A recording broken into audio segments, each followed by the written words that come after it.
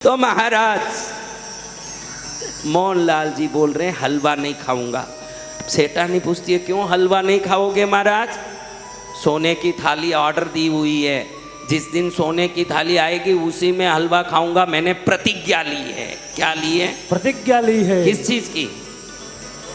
सोने की थाली। अब सेठानी खुश हो गई, मेरे घर में सोने की थाली और सेठ जी सोने की थाली में खाएंगे। पूरी दुनिया में कितना नाम होगा कि इनके घर में सोने की थाली में खाते हैं। खुश हुई। अब सोने की थाली भी बन के आ गई। खाली थाली नहीं, बढ़िया थाली, थाली के लायक के कटोरे और ग्लास चम्मच सब सोने के।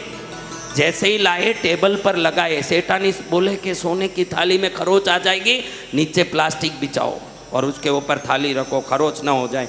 आप भी सोफे पर कोई ना कोई कपड़ा लगाते हो ना, सोफा मेला हो जाएगा। हाँ, सोफा दिखता ही नहीं है, वो कपड़ा ही दिखता है। जिस सोफे को देखना ही नहीं है, चटाई बिछा के बैठ जाते, कई लिए कपड़ा बिछा के उस पर बैठे। ये हमारा मूर्खता है। अब ये सोने की थाली लगाई, सेठानी गरम गरम हलवा बना रही है। देसी गाय का घी।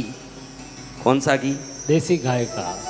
पंजाब का गेहूं का आटा बढ़िया, कश्मीर का केसर, कोल्हापुरी गुड़, इलायची भी एकदम पहाड़ी इलायची, सब व्यवस्थित करके हलवा जब बना तो सुगंध जो उठ रहा है बाजू गली तक पहुंच रहा है। सेठानी फूली नहीं समा रही है। आज तो मेरे सेठ जी सोने की थाली में हलवा खाएंगे, आज तो मेरे सेठ जी सोने की थाली में हलवा खाएंगे।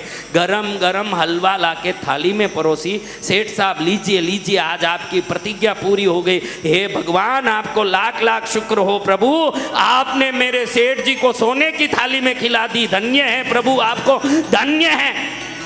अब सेठ स्पून लेके एक हलवे का कव्वा लेके ऐसे मुंह पर ले आ रहे हैं, इतने में चक्कर आया सेठ को। क्या आया? चक्कर। कमला, कमला, सेठ जी क्या? सिर चकरा, सिर क्या हुआ सेठ जी, क्या हुआ? अरे सिर चकरा रहा, घबरा रहा है। डॉक्टर को क्या हो, कुछ गड़बड़ तो नहीं हुआ? नहीं, मैं सो जाऊंगा ऐसे। क्या सोफे पर सो जाओ, पलंग पर? नहीं, उठने की ताकत नहीं है, ऐसे ही लेट जाऊंगा। पसीना हो रहा है, घबराहट बहुत हो रहा है। अरे सेठ जी, आपको कभी तो ऐसा नहीं हुआ, आज तक तो सिर दुखा नहीं, पेट नहीं दुखा, कभी बुखार भी नहीं आए, क्या हो गया? उठ भी नहीं सके, यहीं पड़ गए मेरे सेठ जी, ऐसा क्या तकलीफ हो गया सेठ जी? डॉक्टर साहब, डॉक्टर साहब, हेलो डॉक्टर, डॉक्टर जी, बोलिए बोलिए माता जी। सेठ जी बीमार पड़ गए हैं। सेठ जी बीमार? अभी आइए, 5 गुना फीस दे दूंगी, तुरंत आ जाइए। अभी आ रहा हूँ माता जी। डॉक्टर सब अपना पेटी पुट्टा लेके आ गया, ऐसे हाथ लगाए सब। डॉक्टर साहब बताओ ना, सेठ जी को कोई तकलीफ तो नहीं है? अचानक गिर गए, कुछ गड़बड़ तो नहीं है? कुछ नहीं है माता जी, चिंता मत करो, कोई प्राण की हानि नहीं है, कोई दुख नहीं है। फिर ऐसे कैसे गिर गए सेठ जी, कैसे हो गए डॉक्टर साहब, ऐसे क्यों हुआ सेठ जी को?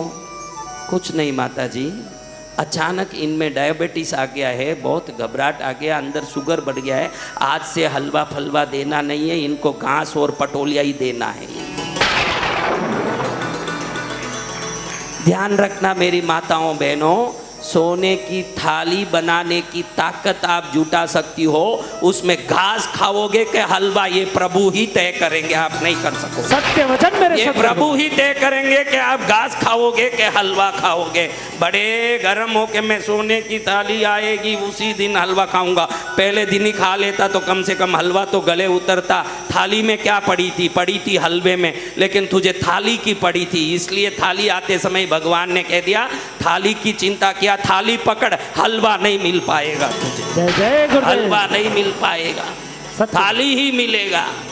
इसलिए ईश्वर जैसे रखता है वैसे रखो। आज जिस गति में हो वो श्रेष्ठ गति है, लेकिन हमको वो दुर्गति लगने से कूदते हैं। जब हमसे नीचे दुखी हैं उनको देखेंगे तो समझ पड़ जाएगा कि फटे कपड़े पहन के गली में रोटी को भी तरसने वाले कितने हैं। भगवान हमको तन ढकने अच्छा कपड़ा, शरीर के ऊपर अच्छा एक छत और पेट में डालने आहार, तीनों दे दिया, तुझे धन्यवाद है, तुझे कोटि कोटि प्रणाम। जय जय गुरुदेव, जय जय गुरुदेव, जय जय गुरुदेव।